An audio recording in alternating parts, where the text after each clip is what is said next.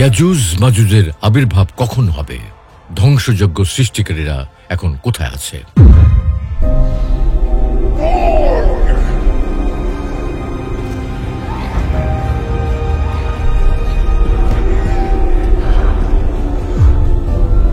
আসসালামু আলাইকুম ওয়া রাহমাতুল্লাহ। প্রিয় দর্শক, আল্লাহ রাব্বুল আলামিন পবিত্র কোরআনুল কারীমের অনেক আয়াতে কিয়ামতের বেশ কিছু আলামতের কথা বর্ণনা করেছেন। তেমনি নবী সাল্লাল্লাহু আলাইহি ওয়াসাল্লাম ও হাদিস শরীফে কিয়ামতের অনেক আলামত সম্পর্কে উম্মাহকে সতর্ক করেছেন। আলিমগণ কোরআন ও হাদিসে বর্ণিত কিয়ামতের এইসব আলামতকে দুই ভাগে ভাগ করেছেন, ছোট আলামত এবং বড় আলামত। ছোট আলামতগুলো বিভিন্ন সময় বারবার দেখা দেবে, কিন্তু বড় আলামতগুলো শুধু একবারই দেখা দেবে। এগুলো দেখা দেওয়ার পর অল্প কিছুদিনের মধ্যেই কিয়ামত সংঘটিত হবে। কিয়ামতের এমনই একটি বড় আলামত হলো ইয়াজুজ মাজুজের আবির্ভাব। কিয়ামতের নিকটতম সময়ে ইয়াজুজ মাজুজের দল বের হয়ে আসবে।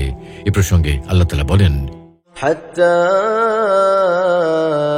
ইযা ফুতিহাত ইয়াজুজ ওয়া মাজুজ ওয়া হুম মিন কুল্লি হাদাবিন ইয়ানসিলুন। এমনকি যখন ইয়াজুজ মাজুজকে মুক্ত করা হবে, তখন তারা প্রত্যেক উঁচু ভূমি থেকে দলে দলে ছুটে আসবে। ইয়াজুজ মাজুজের পরিচয়। ইয়াজুজ মাজুজ অদ্ভুত কোনো প্রাণীর নাম নয়, বরং হামজিয়া নামের মানব জাতির একটি সম্প্রদায়ের নাম হলো ইয়াজুজ মাজুজ। ইয়াজুজ মাজুজ শব্দের মূল অর্থ হলো তীব্রতা বা প্রচণ্ডতা। যেহেতু সভ্য মানুষের সংখ্যার তুলনায় ইয়াজুজ মাজুজের সংখ্যা অত্যন্ত বেশি হবে এবং তাদের ধ্বংসাত্মক কর্মকাণ্ডগুলো হবে প্রচণ্ড রকমের এবং অত্যন্ত তীব্র গতির, তাই এই সম্প্রদায়টিকে ইয়াজুজ মাজুজ বলা হয়। পৃথিবীর সকল আসমানি ধর্ম, যেমন ইহুদি, খ্রিস্টান ও ইসলাম ধর্মে তাদেরকে মানুষ হিসেবে চিহ্নিত করা হয়েছে। সহিহ আল বুখারীর প্রখ্যাত ভাষ্যকার আল্লামা ইবনু হাজার আল আসকালানী রহমতুল্লাহি আলাইহি বলেন, ইয়াজুজ মাজুজ হল নূহ আলাইহিস সালামের সন্তান ইয়াফিসের বংশধর। সুতরাং তারা আদম ও হাওয়া আলাইহিস সালাম উভয়েরই বংশধর ও সন্তান। এক্ষেত্রে সহিহ বুখারীর একটি হাদিস বিশেষভাবে উল্লেখযোগ্য। নবী সাল্লাল্লাহু আলাইহি ওয়াসাল্লাম বলেন, হাসরের দিন আল্লাহ তাআলা আদম আলাইহিস সালামকে বলবেন, হে আদম। আদম আলাইহিস সালাম বলবেন, আমি আপনার ডাকে সাড়া দিচ্ছি এবং আপনার আনুগত্য করার জন্য উপস্থিত আছি। সমস্ত কল্যাণ আপনার হাতে। আল্লাহ বলবেন, জাহান্নামের বাহিনীকে আলাদা করো। আদম আলাইহিস সালাম বলবেন, জাহান্নামের অধিবাসী কারা? আল্লাহ বলবেন, প্রতি হাজারের মধ্যে 999 জন। সাহাবীগণ বললেন, আমাদের মধ্যে থেকে কি সেই বাকি একজন হবে? উত্তরে নবী সাল্লাল্লাহু আলাইহি ওয়াসাল্লাম বললেন, তোমরা সুসংবাদ গ্রহণ করো, তোমাদের মধ্যে থেকে হবে একজন, আর ইয়াজুজ মাজুজের মধ্যে থেকে হবে 999 জন। যুগে যুগে ইয়াজুজ মাজুজ। ইসলামী আকীদা মতে ইয়াজুজ মাজুজ বর্তমানে পৃথিবীতে অবস্থান করছে এবং তারা কিয়ামতের পূর্বে বিরাট বাহিনী রূপে বের হয়ে আসবে। তবে কিয়ামত কখন সংঘটিত হবে তা নির্দিষ্ট করে কেউ বলতে পারে না। তাই ইতিহাসের বিভিন্ন দুর্যোগপূর্ণ সময়ে মুসলিমরা যখন কোনো একক বাহিনীর ব্যাপক হত্যাকাণ্ডের শিকার হয়েছে, তখন হত্যাকারী বাহিনীকে মুসলিমরা ইয়াজুজ মাজুজ বলে আখ্যায়িত করেছে। যেমন একসময় চেঙ্গিস খান ও মঙ্গলদের আক্রমণে দিশাহারা হয়ে মুসলিমরা তাদের ইয়াজুজ মাজুজ বলে আখ্যায়িত করেছিল। তবে সংখ্যাগরিষ্ঠ মুসলিম আলিমদের অভিমত হল, ঈসা আলাইহিস সালামের পুনরায় অবতরণের পর ইয়াজুজ মাজুজের আবির্ভাব ঘটবে, কেননা রাসূল সাল্লাল্লাহু আলাইহি ওয়াসাল্লাম এটাই বলেছেন। সুতরাং চেঙ্গিস খানের বংশধর বা তুর্ক মঙ্গলদের ইয়াজুজ মাজুজ বলা সঠিক নয়। তাছাড়া ইসলাম আবির্ভাবের পূর্বে ইউরোপ, বিশেষত রোমানরা ভাইকিংদের দ্বারা অতর্কিত হামলার শিকার হয়েছিল। স্ক্যান্ডিনেভিয়ান অঞ্চল থেকে আকস্মিকভাবে দলে দলে ভাইকিংয়ে এসে রোমানদের বসবাসের এলাকায় হাজির হয় এবং ব্যাপক হত্যাযজ্ঞ চালায়। ফলে ইউরোপ, বিশেষত রোমানরা ভাইকিং ও তাদের বংশধরদের হিংস্র, রেইডার ও ইয়াজুজ মাজুজ হিসেবে আখ্যায়িত করেছিল। আর এভাবেই ইতিহাসের বিভিন্ন পর্যায়ে হঠাৎ আক্রমণকারী, বর্বর ও রক্ত পিপাসুদের ইয়াজুজ মাজুজ আখ্যা দেওয়া হয়েছে। ইয়াজুজ মাজুজ বর্তমানে কোথায় আছে? আল কোরআনের ভাষ্য মতে ইয়াজুজ মাজুজ বর্তমানে পৃথিবীর পূর্ব সীমান্তের শেষ প্রান্তের এক নির্দিষ্ট দেয়ালের আড়ালে বন্দী হয়ে আছে।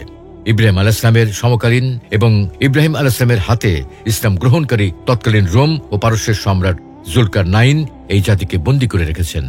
তারা বর্তমানে জুলকারনাইন কর্তৃক নির্মিত প্রাচীরের ভিতর অবস্থান করছে এবং কিয়ামতের পূর্ব মুহূর্তে দলে দলে বের হয়ে আসবে। আল্লাহর বিশেষ অনুগ্রহে জুলকারনাইন তাদের বন্দী করে রেখেছেন। মূলত আল্লাহ তাআলা তার দুইজন মুমিন বান্দাকে অসাধারণ কিছু ক্ষমতা দিয়েছিলেন, যাদের একজন হলেন সুলাইমান ইবনে দাউদ আলাইহিস সালাম আর অন্যজন হলেন জুলকারনাইন। জুলকারনাইন আল্লাহ প্রদত্ত এই ক্ষমতা বলে পৃথিবীর পূর্ব পশ্চিম প্রান্ত সহ প্রায় সমগ্র পৃথিবী পরিভ্রমণ করেছিলেন। পৃথিবী ভ্রমণের এক পর্যায়ে তিনি যখন পৃথিবীর পূর্ব দিকের শেষ প্রান্তে গিয়ে পৌঁছান, তখন সেখানকার স্থানীয় মানুষজন তার কাছে ইয়াজুজ মাজুজ সম্পর্কে অভিযোগ করে। পবিত্র কোরআনুল কারিমের সূরা কাহাফে এই কাহিনী বর্ণিত হয়েছে। ثم أتبع سببا حتى إذا بلغ بين السدين وجد من دونهما قوما لا يكادون يفقهون قولا। অতঃপর তিনি পথ অবলম্বন করলেন। চলতে চলতে তিনি যখন দুই পাহাড়ের মধ্যবর্তী স্থানে পৌঁছলেন, তখন সেখানে এমন এক জাতির সন্তান পেলেন যারা তার কথা একেবারেই বুঝতে পারছিল না। তারা বলল, হে জুলকারনাইন, ইয়াজুজ মাজুজ পৃথিবীতে অশান্তি সৃষ্টি করছে। আমরা কি আপনাকে বিনিময় স্বরূপ এই শর্তে কর প্রদান করব যে আপনি আমাদের ও তাদের মাঝখানে একটি প্রাচীর নির্মাণ করে দেবেন? সম্রাট জুলকারনাইন তাদের কথার উত্তরে বললেন, আমার প্রভু আমাকে যে ক্ষমতা দিয়েছেন তাই যথেষ্ট। তোমরা শুধু আমাকে শ্রম দিয়ে সাহায্য করো, আমি তোমাদের ও তাদের মাঝখানে একটি মজবুত প্রাচীর তৈরি করে দেব। তোমরা লোহার পাত নিয়ে এসো। লোহার পাতে যখন দুই পাহাড়ের মধ্যবর্তী ফাঁকা স্থান পূর্ণ হয়ে গেল, তখন জুলকারনাইন বললেন, ফুঁক দিয়ে আগুন জ্বালাও। আগুনে পুড়ে লোহা যখন লাল হয়ে গেল, তখন তিনি লোহার উপর গলিত তামা ঢেলে দিলেন। ইয়াজুজ মাজুজ বের হতে পারছেন না কেন? সভ্য পৃথিবী এবং ইয়াজুজ মাজুজের মাঝখানে রয়েছে শক্তিশালী ও পুরো দেয়ালের আড়াল। ইয়াজুজ মাজুজ প্রতিদিনই দেয়াল ভাঙার কাজ করে এবং প্রতিদিনই দেয়াল ভেদ করে বের হয়ে আসার চেষ্টা করে, কিন্তু মানব জাতির উপর আল্লাহ তাআলার বিশেষ রহমতের কারণে বর্তমানে তারা দেয়াল ভাঙতে পারছে না। আল্লাহ তাআলা পবিত্র কোরআনে বলছেন, فما استطاعوا أن يظهروه وما استطاعوا له نقبا قال هذا رحمة من ربي। এভাবে প্রাচীর নির্মাণ সম্পন্ন হওয়ার পর ইয়াজুজ মাজুজ তা অতিক্রম করতে পারল না এবং তা ছিদ্র করতেও সক্ষম হল না। জুলকারনাইন বললেন, এটা আমার প্রভুর অনুগ্রহ। সহিহ হাদিসে যায়নাব বিনতে জাহাশ রাদিয়াল্লাহু আনহা থেকে বর্ণিত, একবার নবী সাল্লাল্লাহু আলাইহি ওয়াসাল্লাম তার নিকট ভীত সন্ত্রস্ত হয়ে প্রবেশ করলেন। তিনি বলছিলেন, লা ইলাহা ইল্লাল্লাহ, আরবদের জন্য ধ্বংস। একটি অকল্যাণ তাদের অতি নিকটবর্তী হয়ে গেছে। আজ ইয়াজুজ মাজুজের প্রাচীর এই পরিমাণ খুলে দেওয়া হয়েছে। একথা বলে তিনি হাতের বৃদ্ধাঙ্গুল ও তার পাশের আঙ্গুল দিয়ে বৃত্ত তৈরি করে দেখালেন। ইয়াজুজ মাজুজ কখন বের হবে? ইয়াজুজ মাজুজ বর্তমানে জীবিত অবস্থায় পৃথিবীতে অবস্থান করছে, অথচ আমাদের উপর আল্লাহ তাআলার বিশেষ রহমতের কারণে তারা বের হতে পারছে না। কিন্তু এমন এক সময় আসবে যখন কিয়ামত নিকটবর্তী হবে, তখন তারা শক্তিশালী ও পুরু প্রাচীরের বেষ্টনী ভেঙে ফেলবে এবং সভ্য পৃথিবীর উপর সমুদ্রের ঢেউয়ের মতো আছড়ে পড়বে। فإذا جاء وعد ربي جعله دكاء وكان وعد ربي حقا وتركنا بعضهم يومئذ يموج في بعض ونفخ في الصور فجمعناهم جمعا। যখন আমার প্রভুর ওয়াদা পূরণের সময় বা কিয়ামত নিকটবর্তী হবে, তখন তিনি প্রাচীরকে ভেঙে চুরমার করে মাটির সাথে মিশিয়ে দেবেন। আমার প্রতিপালকের ওয়াদা অবশ্যই বাস্তবায়িত হবে। সেদিন আমি তাদেরকে ছেড়ে দেব দলের পর দলে সাগরের ঢেউয়ের আকারে। কিয়ামতের পূর্বে পাহাড় ভেদ করে ইয়াজুজ মাজুজের আগমন সম্পর্কে আল্লাহ তাআলা অন্যত্র বলেন, এমনকি যখন ইয়াজুজ মাজুজকে মুক্ত করা হবে, তখন তারা প্রত্যেক উঁচু ভূমি থেকে দলে দলে ছুটে আসবে। সত্য প্রতিশ্রুতি কিয়ামত যখন নিকটবর্তী হবে, তখন কাফিরদের চক্ষু স্থির হয়ে যাবে। তারা বলবে, হায় দুর্ভোগ আমাদের, আমরা তো এ বিষয়ে উদাসীন ছিলাম, বরং আমরা ছিলাম জালিম। মূলত ঈসা আলাইহিস সালামের আগমন এবং তিনি দাজ্জালকে পরাজিত করার পরেই ইয়াজুজ মাজুজের প্রাচীর ভেদ করার ঘটনা ঘটবে। নবী সাল্লাল্লাহু আলাইহি ওয়াসাল্লাম বলেন, অতঃপর ঈসা আলাইহিস সালামের নিকট এমন কিছু লোক আসবেন যাদেরকে আল্লাহ তাআলা দাজ্জালের ফিতনা থেকে হেফাজত করেছেন। তিনি তাদের চেহারায় হাত বুলাবেন এবং বেহেশতের মধ্যে তাদের উচ্চ মর্যাদা সম্পর্কে সংবাদ দেবেন। ঈসা আলাইহিস সালাম যখন এই অবস্থায় থাকবেন, তখন আল্লাহ তাআলা তাকে জানাবেন যে আমি এমন একটি জাতি বের করেছি যাদের সাথে মোকাবেলা করার ক্ষমতা কারো নেই। কাজেই আপনি আমার বান্দাদেরকে নিয়ে তুর পাহাড়ে উঠে যান। এ সময় আল্লাহ তাআলা ইয়াজুজ মাজুজের বাহিনী প্রেরণ করবেন। তারা প্রত্যেক উঁচু ভূমি থেকে বের হয়ে আসবে। ইয়াজুজ মাজুজ পৃথিবীতে এসে কি করবে? কিয়ামতের পূর্ব মুহূর্তে ইয়াজুজ মাজুজ মানব সমাজে এসে ব্যাপক অশান্তি ও বিপর্যয় সৃষ্টি করবে। রাসূলুল্লাহ সাল্লাল্লাহু আলাইহি ওয়াসাল্লাম বলেন, ইয়াজুজ মাজুজ প্রাচীরের ভিতর থেকে বের হওয়ার জন্য প্রতিদিন খনন কাজে লিপ্ত রয়েছে। খনন করতে করতে যখন তারা বের হওয়ার কাছাকাছি এসে যায় এবং সূর্যের আলো দেখতে পায়, তখন তাদের নেতা বলে, ফিরে চলো, আগামীকাল এসে খনন কাজ শেষ করে সকাল সকাল আবার বের হয়ে যাব। আল্লাহ তাআলা রাতের বেলায় প্রাচীরকে আগের চেয়ে আরো শক্তভাবে বন্ধ করে দেন। প্রতিদিন এভাবেই তাদের কাজ চলতে থাকে। অতঃপর আল্লাহ তাআলা কর্তৃক নির্ধারিত মেয়াদ যখন শেষ হবে এবং তিনি তাদেরকে বের করতে চাইবেন, তখন তারা খনন করবে এবং খনন করতে করতে যখন সূর্যের আলো দেখতে পাবে, তখন তাদের নেতা বলবে, ফিরে চলো, ইনশাআল্লাহ আগামীকাল এসে খনন কাজ শেষ করে সকাল সকাল বের হয়ে যাব। এবার তারা ইনশাআল্লাহ বলবে, অথচ এর আগে কিন্তু কখনো বলেনি। তাই পরের দিন এসে দেখবে যেভাবে রেখে গিয়েছিল সেভাবেই রয়ে গেছে। অতি সহজেই খনন সম্পন্ন করে তারা মানব সমাজে বের হয়ে আসবে। তারা পৃথিবীর নদী নালার সমস্ত পানি পান করে ফেলবে। এমনকি তাদের প্রথম দল কোনো একটি নদীর পাশে গিয়ে নদীর সমস্ত পানি পান করে শুকিয়ে ফেলবে। পরবর্তী দলটি সেখানে এসে কোনো পানি দেখতে না পেয়ে বলবে, এখানে তো একসময় পানি ছিল। তাদের ভয়ে লোকেরা নিজ নিজ সহায় সম্পদ নিয়ে অবরুদ্ধ শহর অথবা দুর্গের মধ্যে প্রবেশ করবে। এভাবে ইয়াজুজ মাজুজের দল যখন পৃথিবীতে কোনো মানুষ দেখতে পাবে না, তখন তাদের একজন বলবে, জমিনের সকল অধিবাসীকে খতম করেছি, আকাশের অধিবাসীরা বাকি রয়েছে। এই বলে তারা আকাশের দিকে তীর নিক্ষেপ করবে। তীর রক্ত মিশ্রিত হয়ে ফেরত আসবে।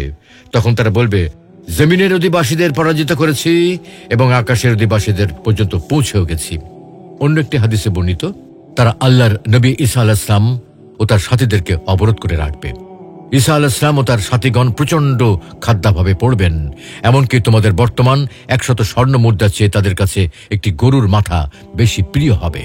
আল্লাহর নবী ঈসা আলাইহিস সালাম ও তার সাথীগণ এই ফিতনা থেকে মুক্তি পাওয়ার জন্য আল্লাহর কাছে দোয়া করবেন। পৃথিবী কিভাবে ইয়াজুজ মাজুজের দখল মুক্ত হবে? ইয়াজুজ মাজুজের হাতে অবরুদ্ধ হয়ে ঈসা আলাইহিস সালাম আল্লাহর কাছে দোয়া করবেন। রাসূলুল্লাহ সাল্লাল্লাহু আলাইহি ওয়াসাল্লাম বলেন, আল্লাহ তাদের দোয়া কবুল করে ইয়াজুজ মাজুজের ঘাড়ে নাগাফ নামক এক ধরনের পোকা প্রেরণ করবেন। এতে মুহূর্তেই একটি প্রাণী মৃত্যুবরণ করার মতো ইয়াজুজ মাজুজ দলের সকলেই মারা যাবে। অতঃপর আল্লাহর নবী ঈসা আলাইহিস সালাম ও তার সাহাবীগণ পাহাড় থেকে জমিনে নেমে এসে দেখবেন ইয়াজুজ মাজুজের মরা পচা লাশ ও তাদের শরীরের চর্বিতে সমগ্র জমিন ভরে আছে, কোথাও অর্ধহাত জায়গাও খালি নেই।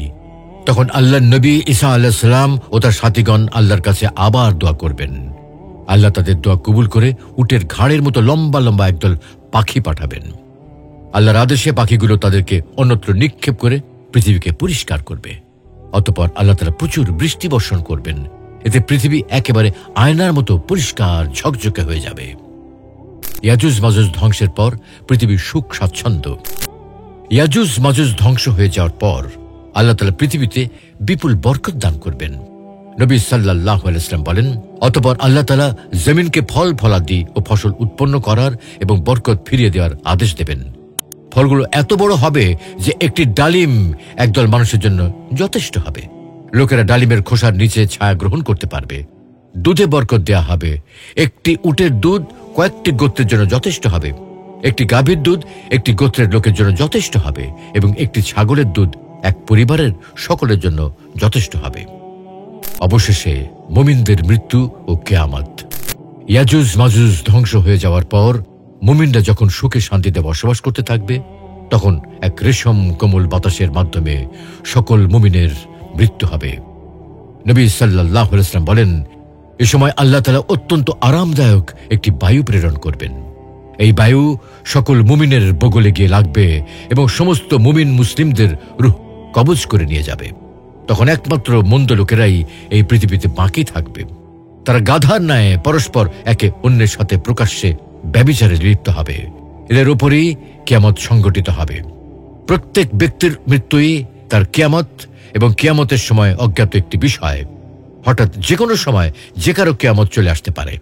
তাই প্রত্যেকের নিজ নিজ কিয়ামত সংঘটিত হওয়ার আগেই আল্লাহ রাব্বুল আলামিন আমাদের সকলকে পরকালের জন্য যথাযথ প্রস্তুতি গ্রহণ করার তৌফিক দান করুন। আমিন।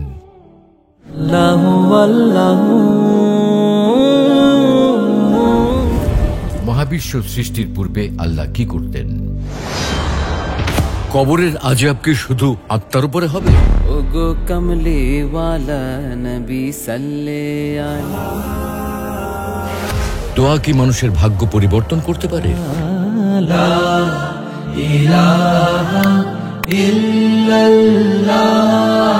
কোরআন ও হাদিসের আলোকে জীবন গড়ুন, ইসলাম অ্যান্ড লাইফের সাথেই থাকুন।